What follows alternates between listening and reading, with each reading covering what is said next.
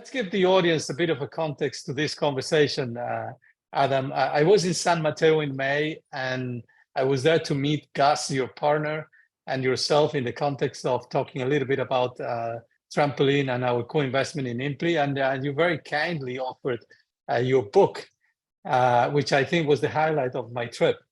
I know what it takes to write a book, Adam. Hey, we'll make sure that you have a better trip next time if that was the highlight. So you have to write another book.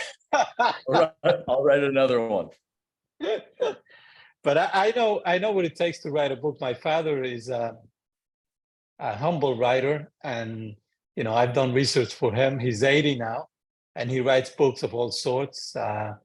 Some of them are for children. I know how hard it is to write a book and then to publish it and to sell it. So, whenever somebody gives me a book, it really touches my heart. So, that's why. It's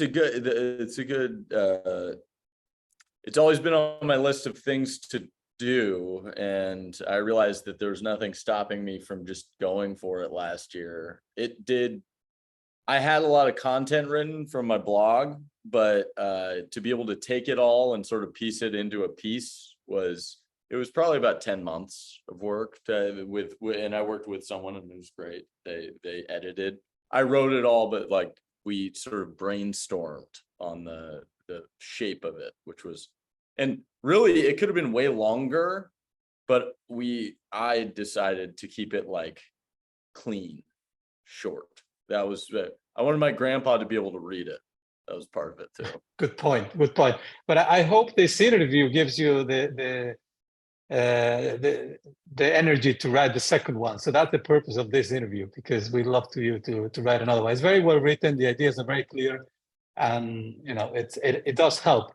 No matter whether you are an expert investor or you are a newcomer to the industry. So, well done.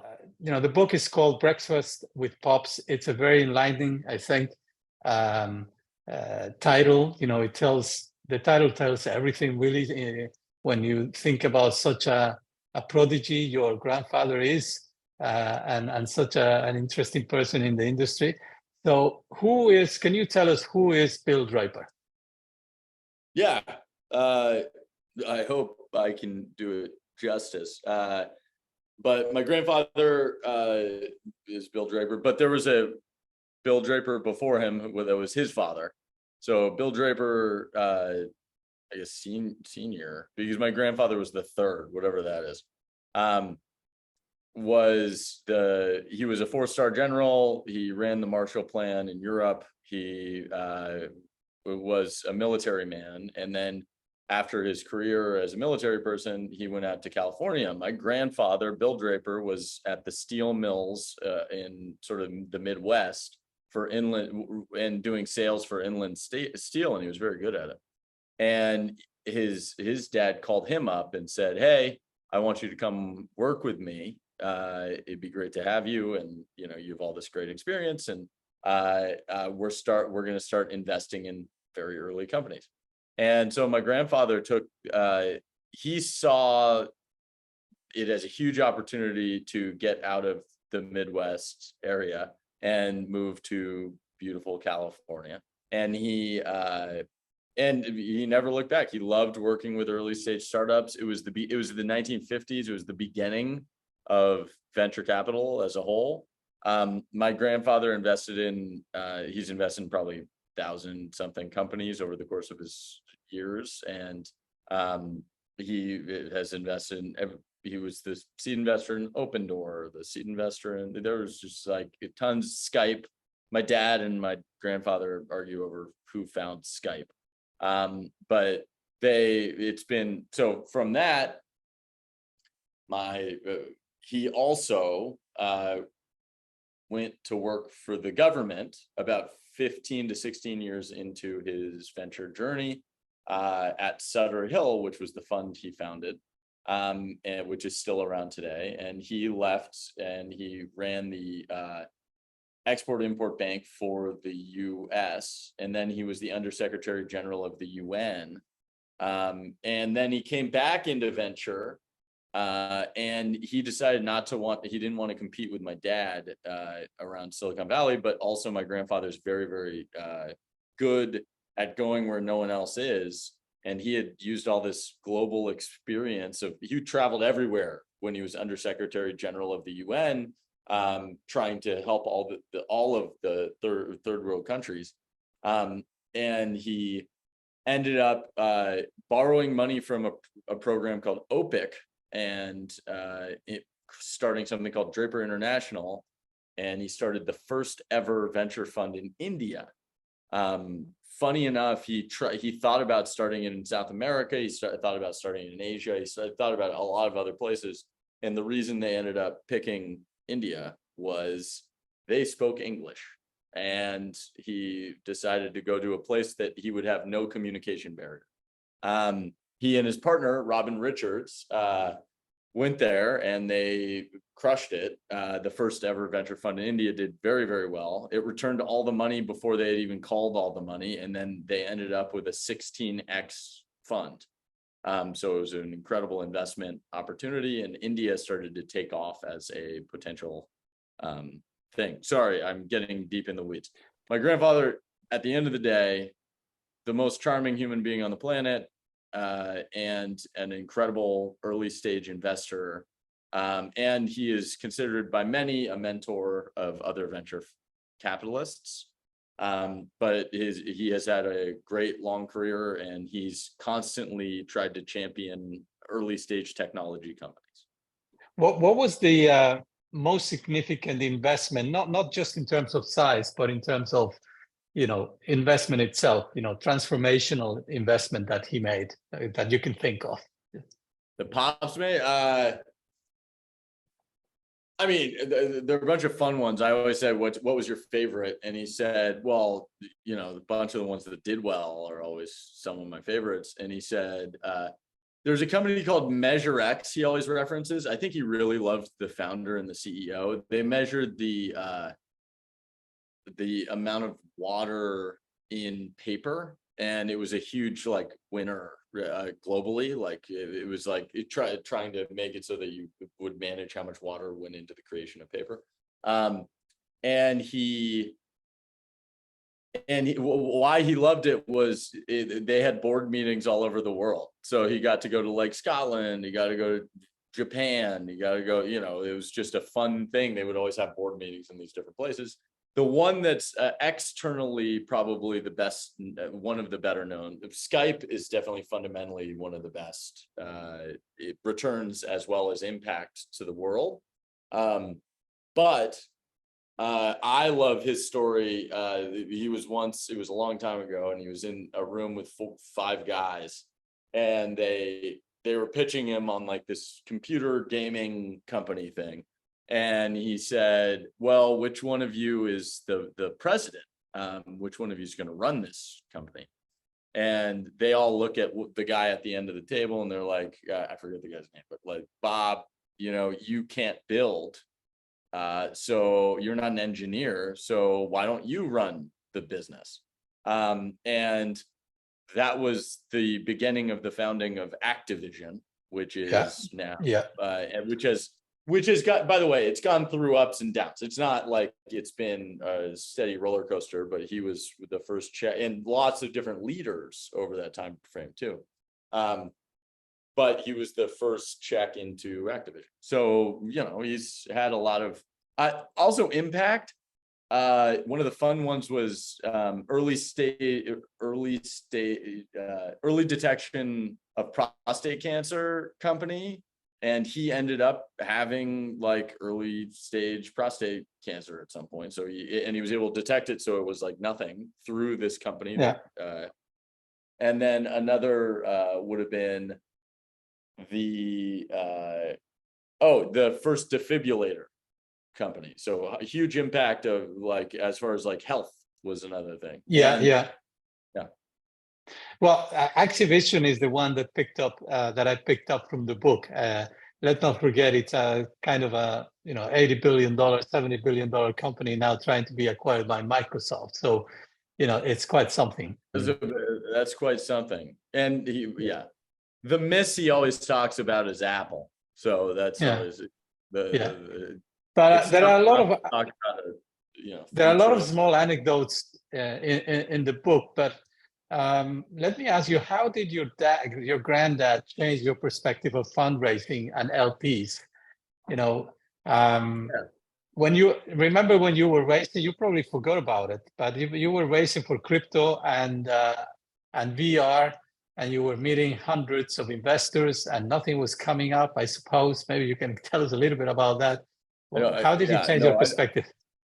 I definitely don't forget about this. It was the most. It was hard. Yeah, it was fun. I was at breakfast. It was one of our earlier ones, and I was fundraising for a VR crypto fund, and it was no one at the time. It was probably 2015, something like that, 2016. So it was like 7 years ago. We've been doing these breakfasts for a long time. And I said, man, fundraising so hard. And it's one of those things that you get in the mindset that you're just supposed to say genuinely with fundraising, like, oh, it's difficult, right? And so, and I was like, God, no one's investing, and he said, well, how many people have you pitched? And I said, well, I pitched. I thought he was challenging me and being like, you're not doing the work. And I was like, 300. I pitched 300 people. I've been in meetings with 300 people. And he was like, oh, wow. And he waited for a second and then he said, well, maybe you're doing it wrong.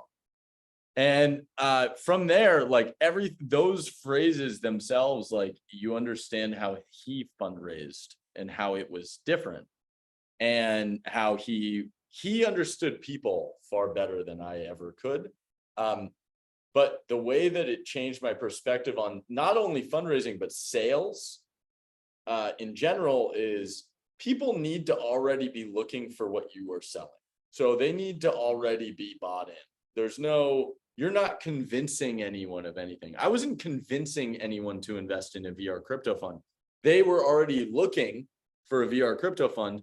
And I happened to be one of the few that were there to be able to say, this is all I'm doing. And I'm as good as anyone else in this market or better because of X, Y, or Z. And the other thing, so that was one huge learning. Like that unlocked a lot of fundraising in the future for me. And it really changed my perspective. It made me start to filter who I was talking to based off of whether or not they are even interested in these topics. Yeah. Isn't that being at the right place at the right time? What your grandfather might be saying?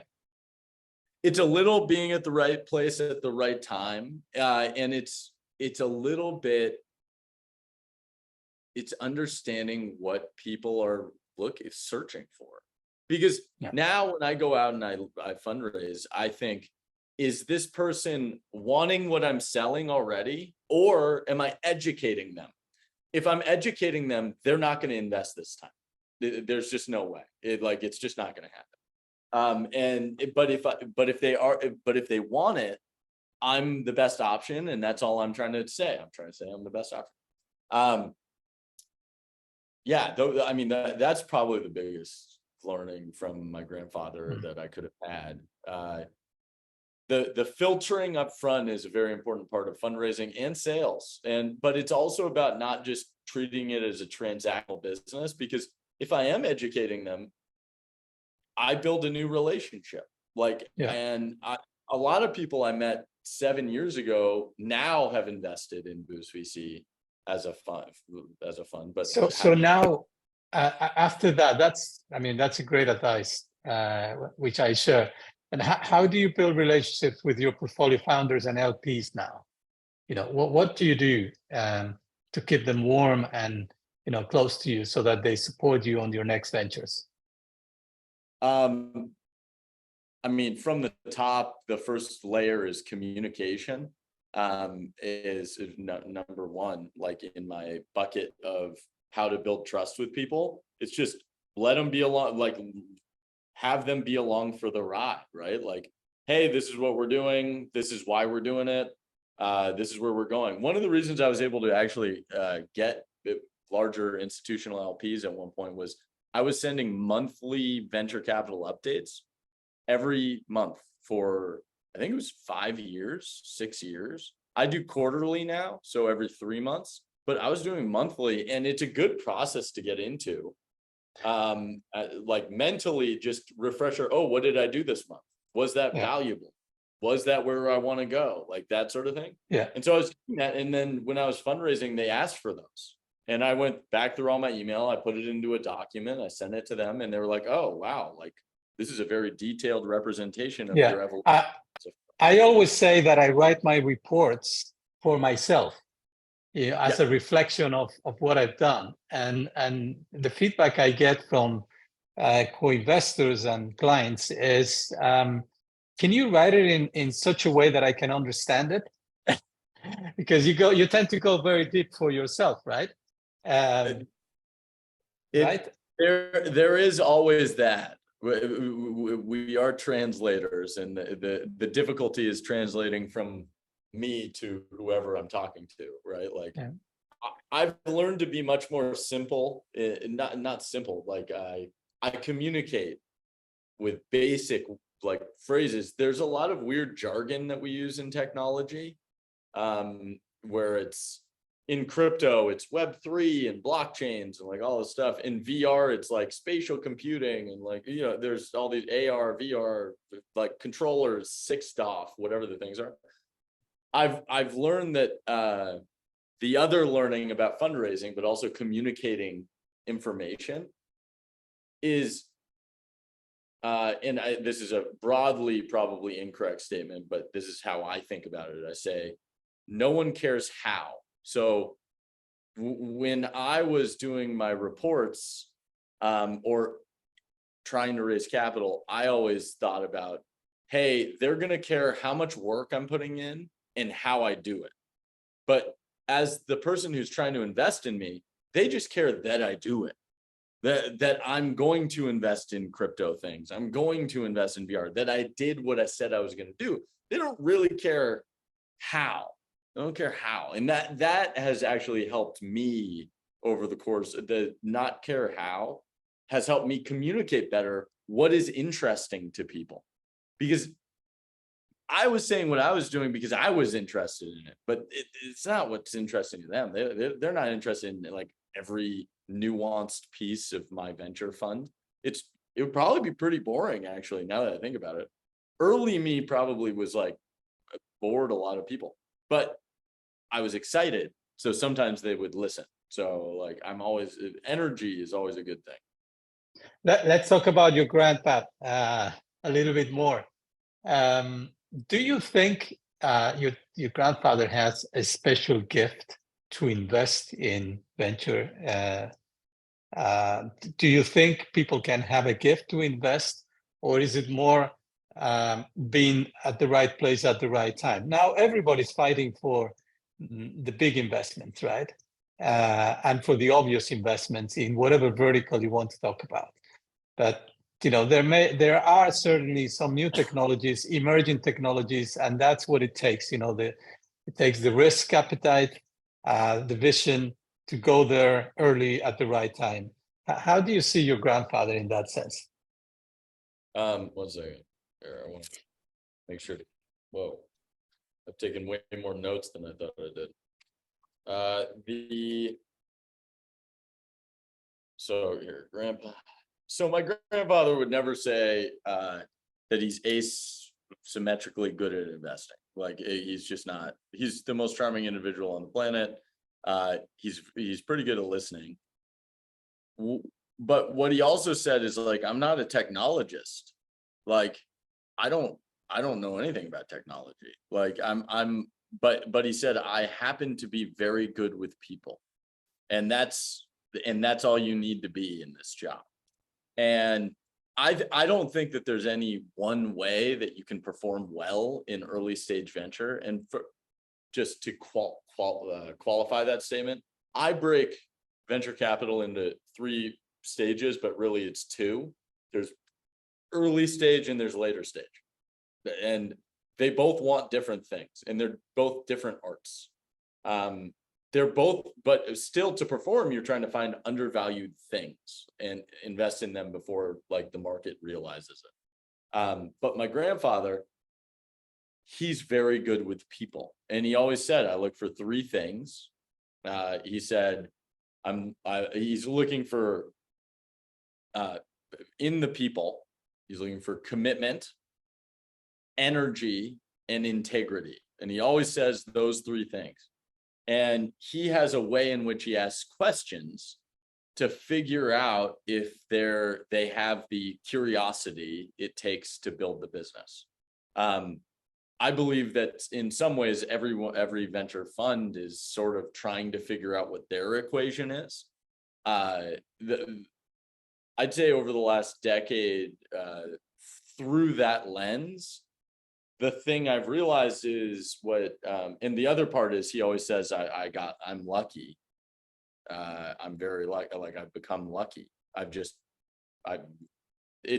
But I realized that in venture capital, especially early stage, you're optimizing for luck.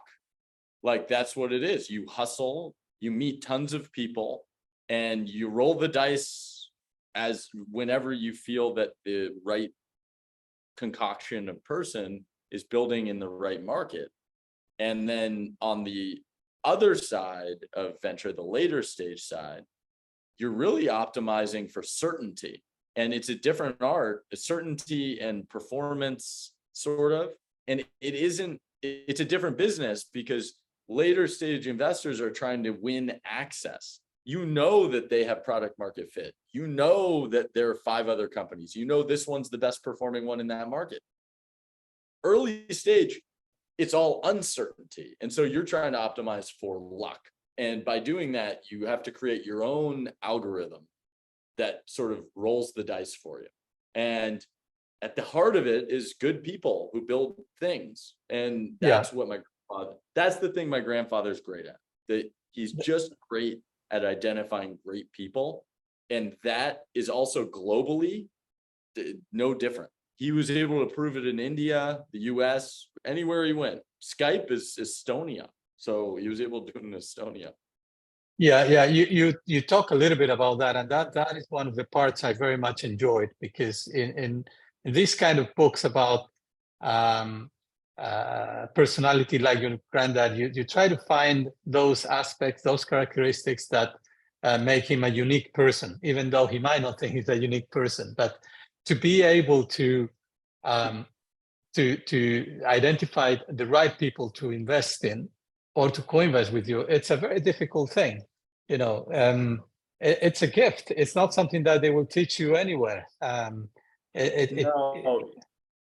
So he also got to learn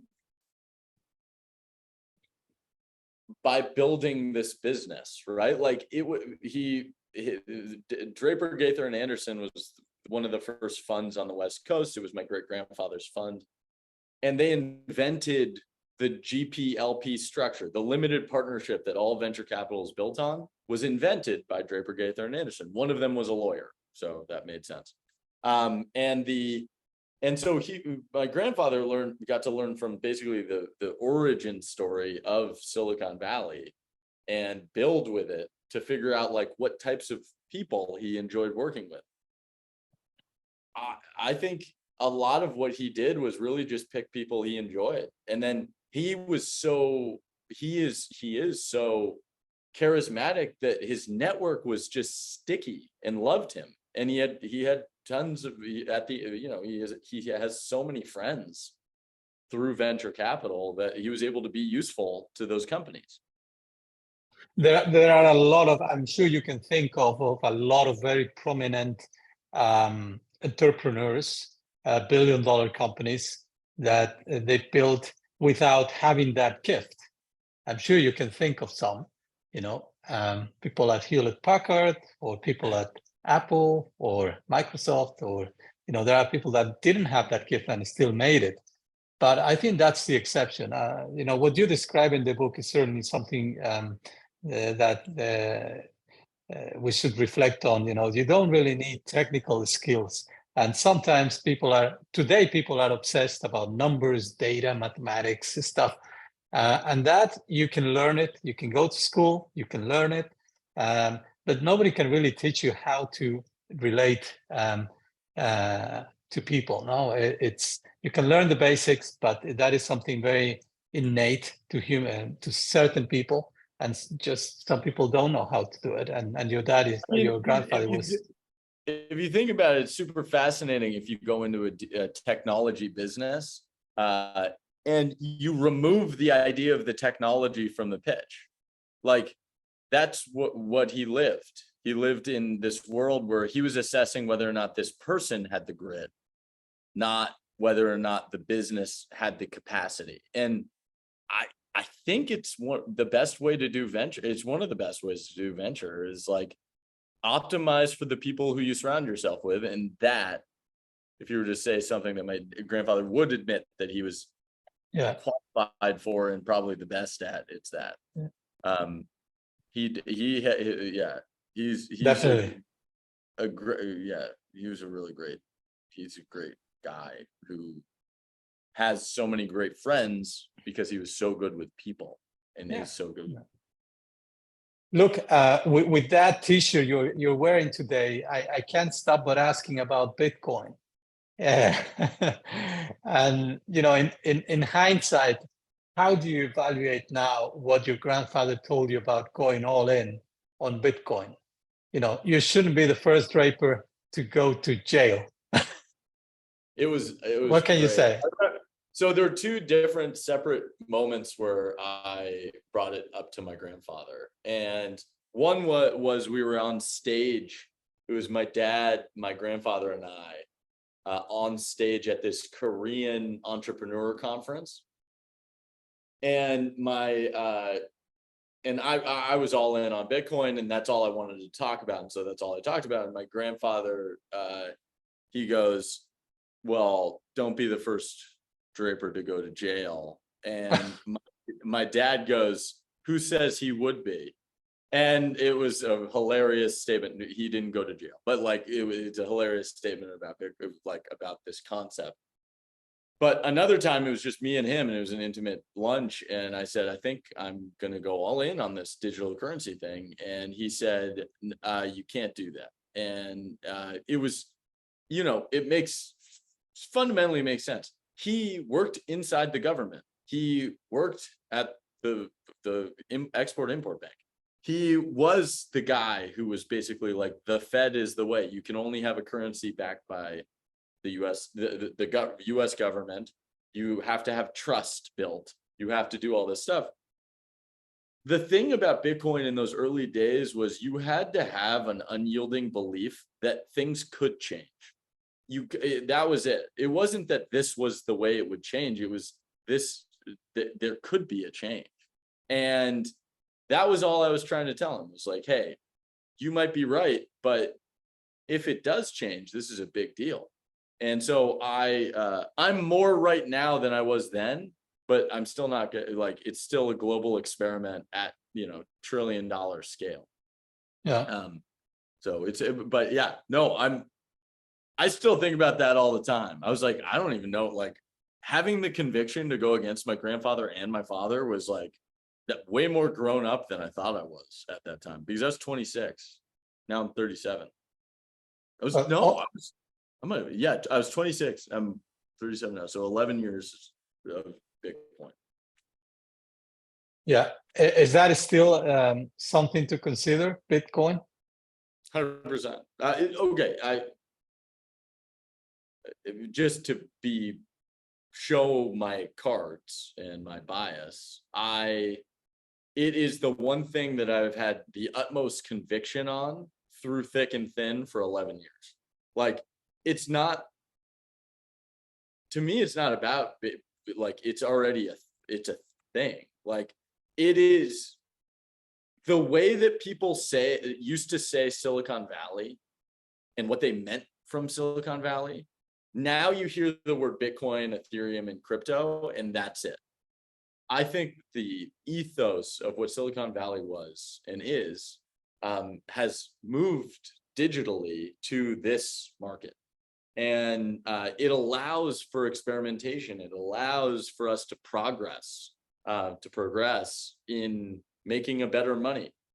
Brian Armstrong was the CEO of Coinbase. I was very lucky. I said yes to investing in his seed round. And he said, at some point, the world will be on one financial infrastructure. And fortunately, in my head, I was 26. Like I was like, I had been communicating through Skype, through text globally for the last decade, for more 15 years. And in my head, all I was thinking was, why can't I send money around the world? Like, what stops me from doing that? And I was like, yeah, there should be able to be a technology that does that. And luckily, I just trusted Brian. And he was very impressive. This was his second, third startup. 2 others had failed. But he was an incredible computer scientist. It was difficult to not believe that. And I was just very, very I feel very fortunate because that decision led me down a rabbit hole to get up to speed on Bitcoin, which led me to go all in on Bitcoin, which led me to 150 plus Bitcoin related investments, which led me to build Boost VC. So I am thankful every day that I made that decision, because it fell me down this path where I got to build Boost in the way that I want to. Just a small anecdote from the book. What is a cockroach in startups? So this was inspired by one of our first investments ever, called Favor. There were these 2 founders, Zach and Ben, and it eventually sold for $180 million to a HEB Grocers. It was an on-demand food delivery startup, something like DoorDash. It was like DoorDash, but specifically in Texas. Hey, my dad's here. You want to say hi to my dad? We're on. I'm on being interviewed, but I thought I'd say. Oh, hi. Hello, Mr. Draper. They're asking about a breakfast with pops. So I was just distributing them. Good. Yeah. See, Yeah. The book's moving all over the place. It's moving all over the place. Fantastic. I read it and I recommend it. Good. Oh, good. Good. So what was a cockroach instead of? So be the cockroach. So Zach and Ben, they were these founders who, but I was relatively inexperienced. I had backed about 15 to 20 startups before I started Boost VC, but I was still early. Like, I had started a company, so I had some experience. I was able to sort of gauge. And those 2 guys, they just kept running out of money. But it got to the point where we were never worried. Where we were confident that, because founders need to make a decision, right? Founders need to make a decision at some point where, hey, it would be the hardest thing ever to give up and close this company. That's the hardest thing, rather than everything else you're going through. And if you make that decision, you become a cockroach, because no matter what situation you're in, you're going to become a ninja. And you're going to figure out how to make it all work. So cockroaches, also by the nature of crypto, no one would back any crypto related startups except for us. And we were only writing $10,000 checks. So all of these companies, the classic venture model didn't work for. And so suddenly we had to create an animal that embodied the soul of this survivor. Because no one was backing Bitcoin, no one was backing anything we were backing. And so the classic way you were showing success in venture capital wasn't how we were built. And so we were like, you know what, Ben and Zach, they'll never die. No one likes them in their space. Once you get into what a cockroach actually is, cockroaches can survive underwater for 45 minutes. So it doesn't matter if they have oxygen, they just can survive for 45 minutes. They're good at working with each other. They're good at working with other cockroaches. They go and they steal all your food and stuff. They're a social creature, and they survive. They can survive a nuclear winter. And these pieces, we realized everyone was trying to pick the next unicorn. Unicorns, what everyone was talking about. Everyone wanted a unicorn. And I was like, what's a unicorn before it's a unicorn? Of course I want a unicorn, but I want a unicorn but when it's like born, and when it's born, it's a cockroach. And like, that's the beginning. Every company has to go through this origin story of being a cockroach, especially if you're starting your career. And so that's why we created this concept of being the cockroach. I have another shirt. Every time a company exits Boost VC, we send them a package, and that package has a shirt that says "Be the cockroach." No, it says "I am a cockroach." It says "I am a cockroach." Awesome. I remember that. And let me ask you, who is Stan Lee, and how did he influence you? So Stanley, if you've seen a Marvel movie, which I think in the last 20 years, last 10 years, that's probably all you've seen as anyone who's listening to this. Spider-Man, X-Men, Avengers, Thor, Iron Man. I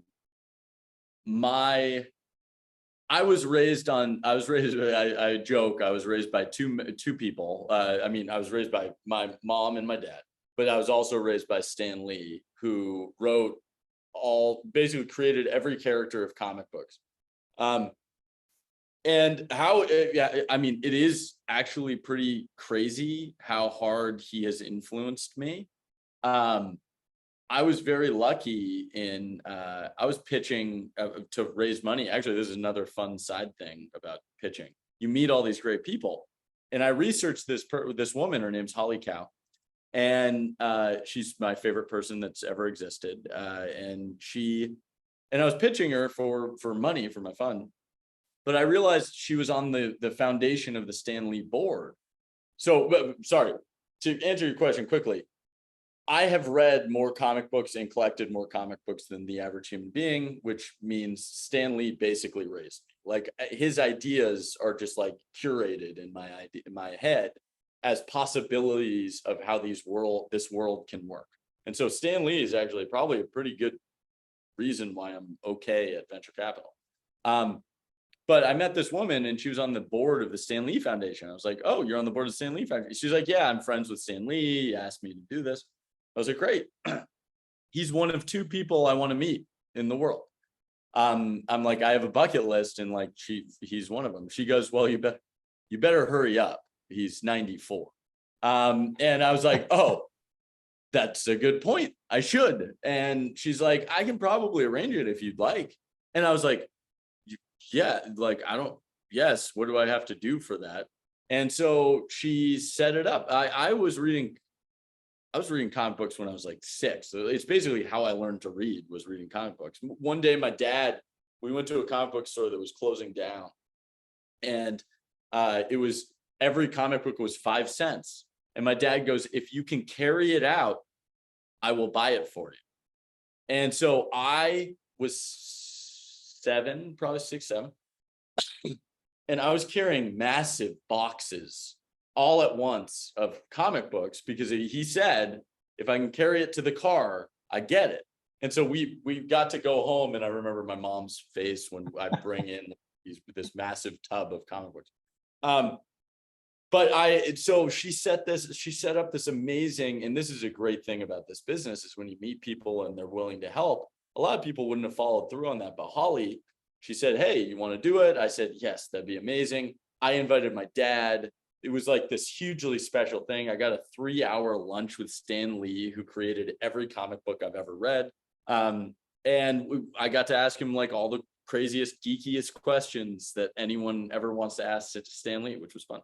So Stan Lee, I believe he's a state of mind at this point. So you probably have in the genes a little bit of that social positiveness and way to do things that your grandfather has. I'm not sure if anyone would have gone through that call with that lady that managed to get you a meeting with. You probably have some kind of Midas touch, or I don't know. You know what's funny about people, though? I think the hardest thing about life is knowing what you actually want and asking for it. And Great point. And so when you are actually asking for something you want, people actually like being useful. They like everyone around me.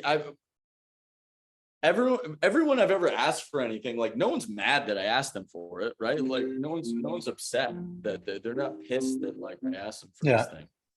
They're like, they want to know why. They want to know what the purpose is. And I'm like, hey, if you went to someone and you were like, there are only two people I've ever wanted to meet in the world, and one of them is this person, you'll probably figure out how to like be like, oh, I know them and I'd be happy to introduce you. Like that's weird that it's weird that that's one of the two people that you ever want to meet, but sure, So I think if there's one thing that we are fearless in my family about, it's about connecting with people and asking for things.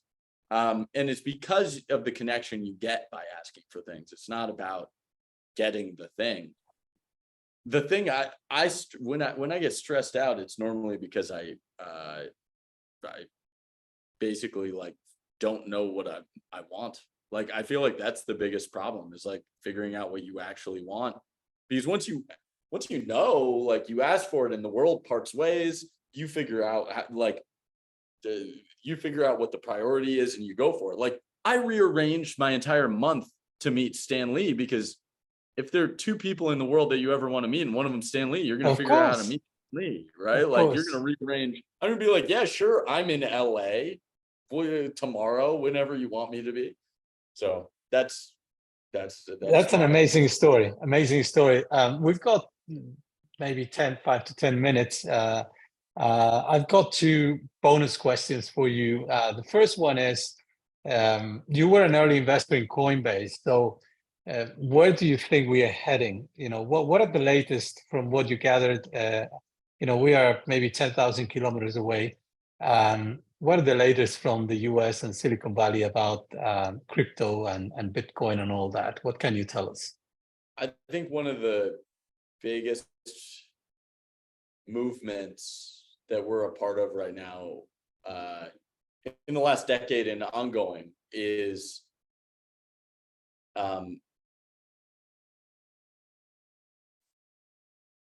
sort of the destruction of institutional trust. So like in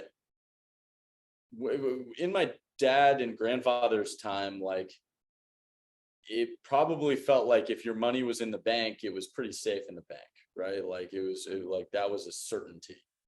My experience with banks has been bad my entire life. Like I've never felt that close to any specific bank. Like no one's ever saved my money. They've only wasted me money. I've lost money.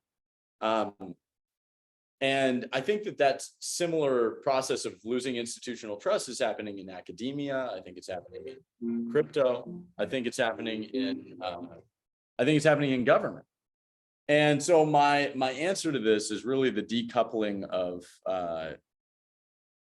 government services run by sort of private is creating alternative spaces for these people to build real services. If you think about places where there's the highest cost and the worst service, those are the best places to disrupt. And money happened to be that. And that's why Bitcoin existed. That's why we did that. There have been 40 years of research and like 3 other attempts at Bitcoin. And not like people always think like Bitcoin was the first. It wasn't the first, but it was the one that hit.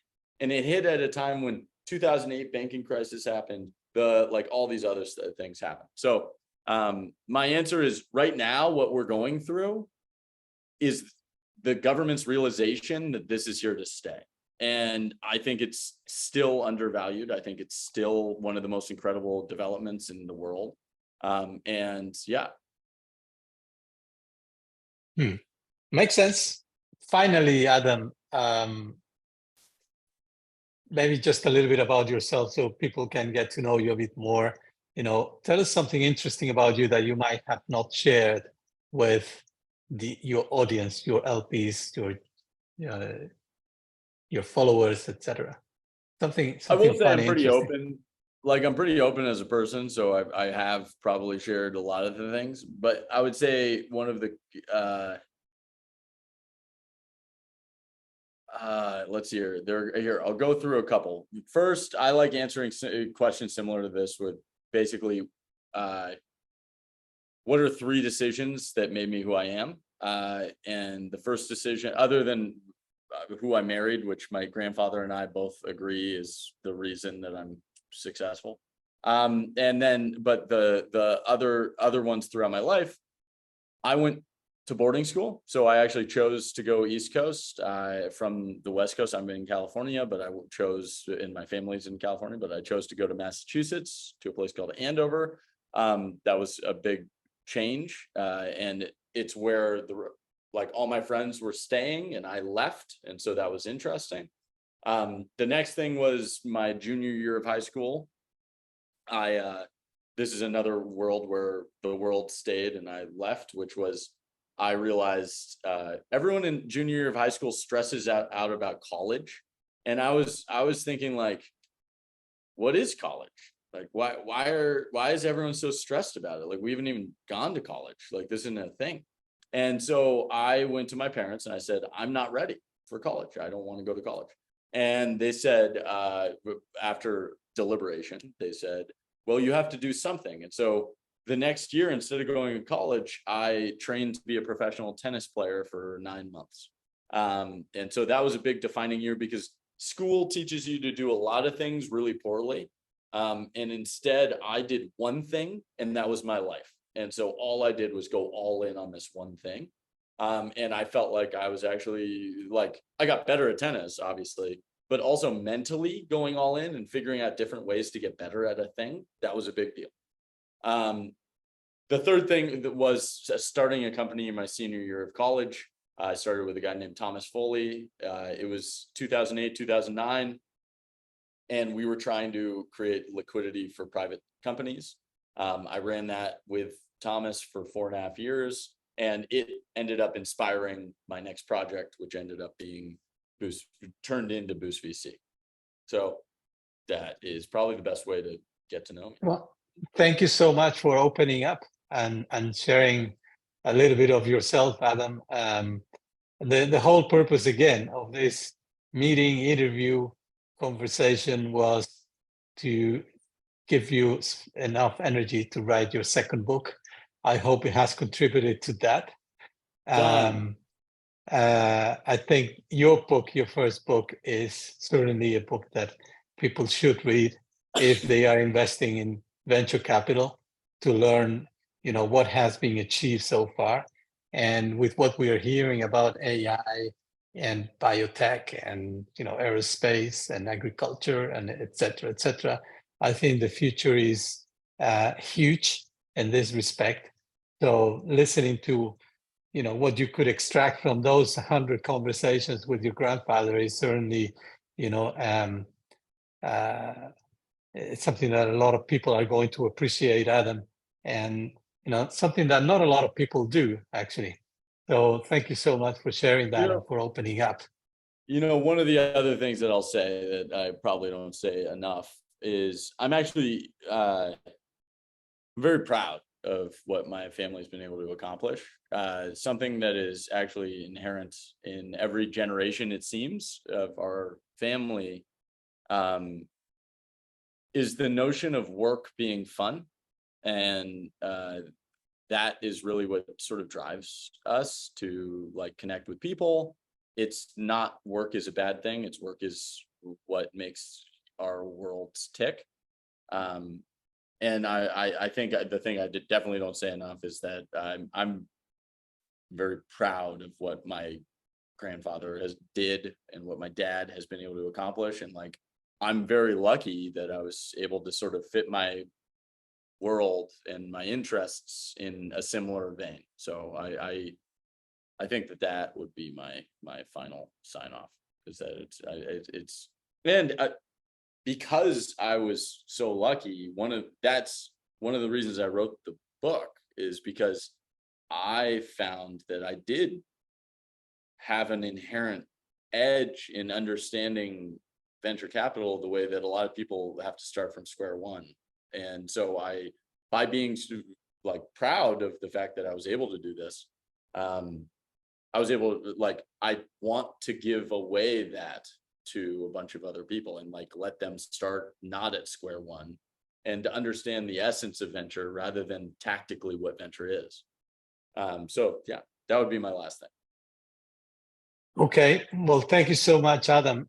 Next time I'm in California, I'll bring my dad's book and I'll make sure you have it. It's called the 1,000. It's called the 1,000 questions that every grandfather needs to answer.